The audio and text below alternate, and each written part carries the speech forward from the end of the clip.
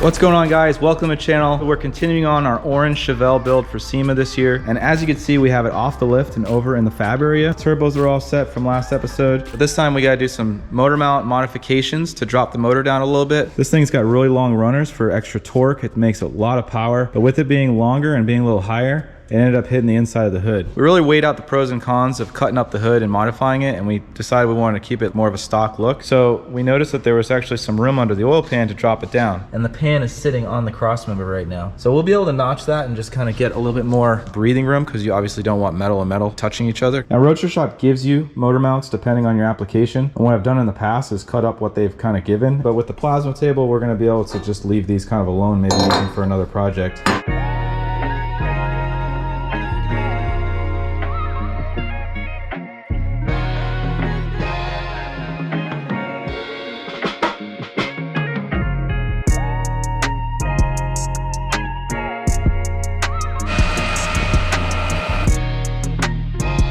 We went ahead and we flipped around the motor mounts. Now we have easy access to the top. I said I didn't want to cut up the Roadstershop mounts, but I ended up having to. Stole these bungs off of there, cleaned them up. Now what we're gonna do is be able to throw this right inside of the actual motor mount piece and then connect the dots. Right now the oil pan's a little lower than we like, so we called up our buddies at Sikky and they're gonna be sending over a low profile oil pan. So until that comes, we're gonna be shifting our focus to the sheet metal work on the engine bay.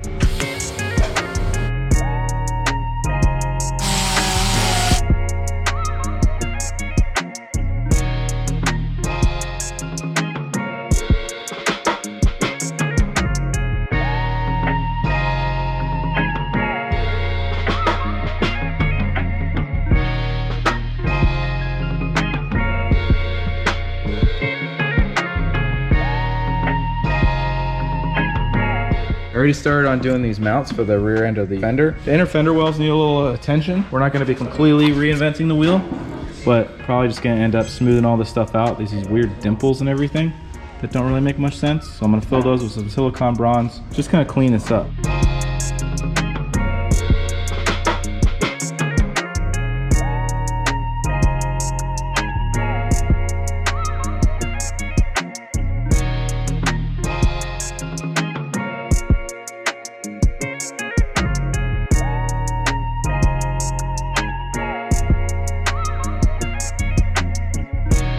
All right, so we have our driver's side inner quarter done, and we're gonna be working on the passenger side, but I just want to show you the difference. These little holes right here, we went ahead and blended those out.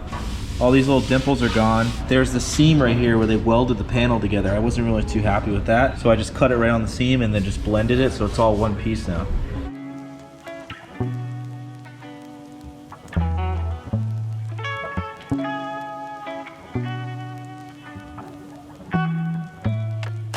All right, so we have our inner fender wells put back in. A little smooth out job, looks really nice. Still waiting on an oil pan and a couple pieces for the motor mount. So what I'm gonna do is I'm gonna jump on the turbos and the throttle bodies. Now we're running our LT4 electric throttle bodies on this car. Andrew went ahead and pulled the electric motor out because we have some welding to do on these throttle bodies, as well as our Garrett turbos. So we're gonna be running our Vibrant HD clamps. Now these things are awesome because it really cleans up the engine bay, and I just like the way they look. They have this pin here that basically locks the outside clamp assembly, and then there's this black ring that holds the O-rings together.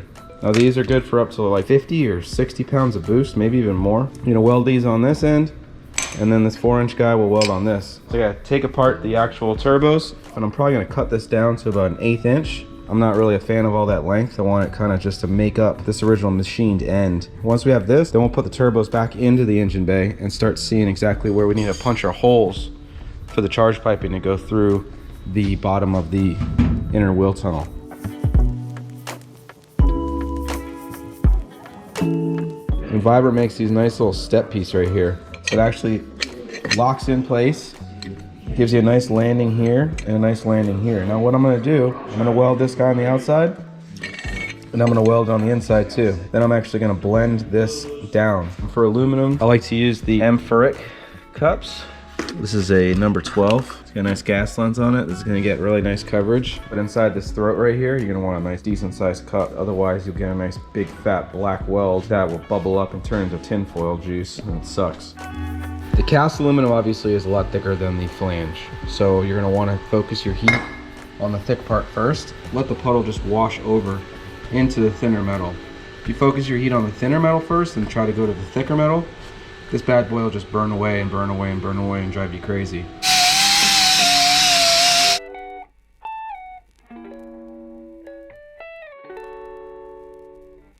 So we got our throttle bodies all welded up. We did a little pass on the inside there and then blended it down. I'm gonna start grinding the inside of these turbos out. I'm gonna give you guys a little tip though. Irish Spring soap is a lifesaver for carbide and drill bits. You can use it as a cutting wax and it's a fraction of the price. And it keeps the shop smelling oh so clean. If you have like a sharp edge, the air is gonna come, drop down, and it's gonna spin off of that leading edge. That's why you want like a smooth transition.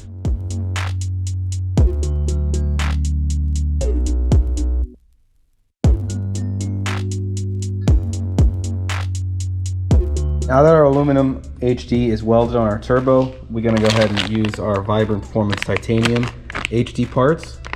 I'm gonna put this all together with the HD clamp and then put it inside of the actual slot that we just drilled in the wheel well. So we have a nice hole there. Once I have my titanium piece coming out, I can get a better idea as how I'm gonna run my charge piping to the bottom of the intercooler. We went ahead and cut out the core support there. So now we have a straight shot to the inlet on the turbo on both sides. And we're going to take this beauty ring, this factory ring, and try to make it into a scoop for the turbo. I just want to make like a directional scoop, and then we can actually put like a filter on this, like a mesh screen or something like that. I was playing around with some 16 gauge and I made a little dome piece, and then it was just kind of made up to that right there. I'm probably going to redo this with aluminum and then use these guys as our inlet piece to be able to mate it up. Cut some 7-inch pieces on the plasma table out of aluminum, and then make another dome piece on our planishing hammer. The deeper I can get it, the better, because the air won't just like hit it like a wall.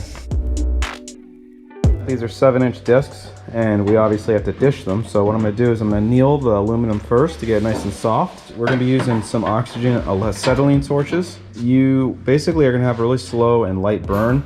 You'll see like a black soot coming out of the gun. And what you're gonna do is you're gonna soot the metal, and then after that you get it real hot and you burn that dust away, and you know that the metal is annealed. You can either scorch it or just let it cool down to room temperature and it's ready to go.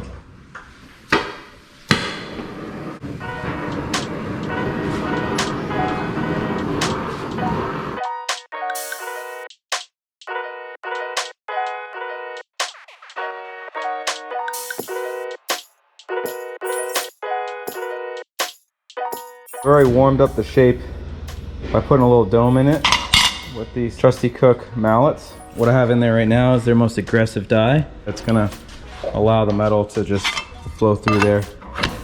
So you want a little bit of tension on it so it's got a little slide. And then you're just gonna go back and forth, focusing on the center here and working your way out all the way around this piece. It'll create a dome, almost like a hubcap. All right, so our first dome is almost there. As you can see, it's nice and domed out. I changed halfway through the process and got rid of this guy because it was digging like grooves into the aluminum since it's so soft. I noticed this one stopped moving really. Like I was just like going over and over and it wasn't making it any deeper. All I have right now is that planishing hammer and a dead blow. So I'm just gonna anneal the metal one more time, soften it up again, see if I can get any deeper contour out of it.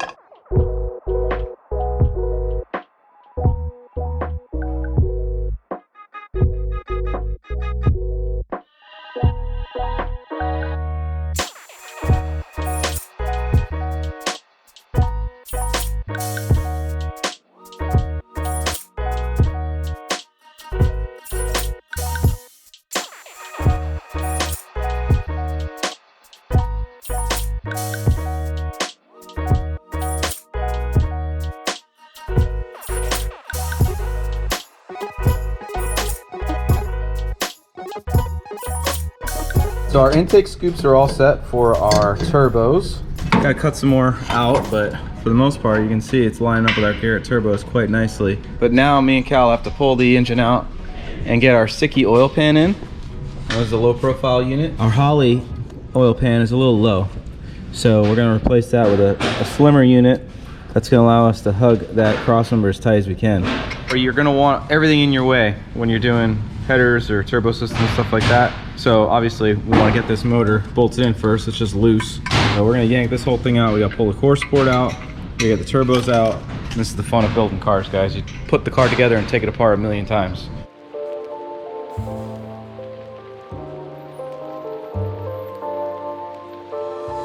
I'm really liking this low profile design. Probably about 1.5 inches shorter than the Holley unit. So we're gonna go ahead and slip this thing back in right now. Put like a shim between the cross member and the pan, just to be able to get the thing settled. And then that's pretty much where it's gonna sit.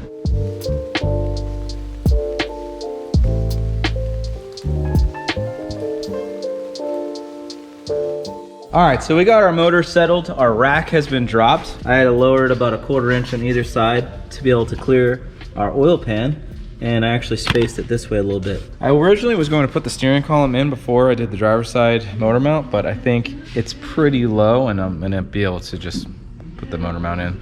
So I went ahead and cut some 1/4 inch plate, and I made a cardboard template so that I can start laying it out. So I got these two pieces that are gonna actually be vertical. And these plates that are already bolted in there, we cut a while back on the plasma table, if you guys remember. So this is gonna come like this, scallop around as much as I can around this bung. That's probably gonna be this gist on the other side too. I'm just gonna have to keep it a little high in order to clearance for the universal joint that's gonna be right here.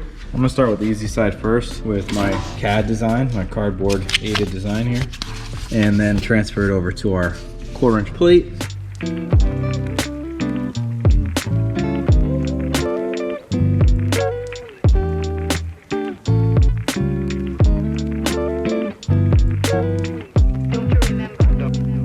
I could go ahead and weld these things up, but there could be a little bit of movement. I got some plates here that I cut on the plasma table. This is 1/4 inch material as well. I'm gonna bolt this to here. Use this backing plate here to go there. And then we'll make 2 tabs that come off of the backside to be able to through bolt this bung. We're just gonna keep this thing nice and sturdy while we put a lot of heat in there to weld all this. And if we have another Chevelle, which we normally do, we'll end up using this fixture to do the motor mounts again. It's gonna take a little bit of time to be able to get all this done, but it's gonna save a ton of time in the future and also make sure our parts are gonna stay completely still while we weld them all up. So we got our fixtures made for our motor mounts. I'm pretty happy with the way this came out. But when you're welding stuff, guys, you always want to do a fixture of some sort. Otherwise, weld it in the vehicle. So we're gonna go ahead and weld up the motor mounts, get them back in the car, and then we'll be able to start moving on to our next step, which is getting this thing one step closer to doing some turbos.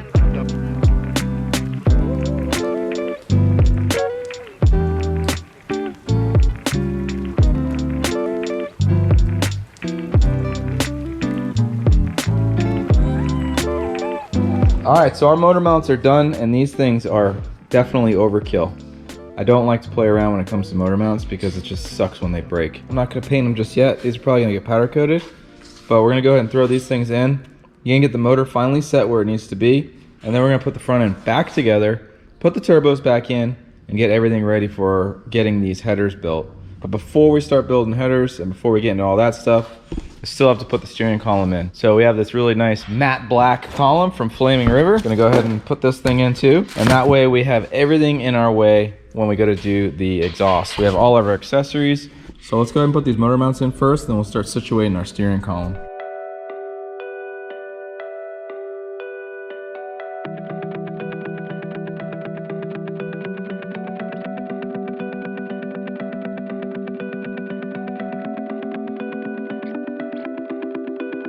Head Cal, go ahead and throw the dashboard in so we know exactly where we're going to be for our steering column. So I have the factory brake pedal bracket here that I'm trying to situate back under the dash. I'm going to get the brake pedal bracket in whenever you're doing a steering column install. I like to put the pedals in, put the dash in, driver's side seat in, so you can kind of get an idea as to where everything's going to sit so that you can really accurately measure where your steering column is going to go and actually get the pitch of it right as well, because you don't want it too close to the floor and you don't want it too high. We're using bare billet aluminum master cylinder, and this is actually going to sandwich between the firewall and this brake bracket. So that's going to make it real easy for us to place this guy because it's going to go right back into the factory location.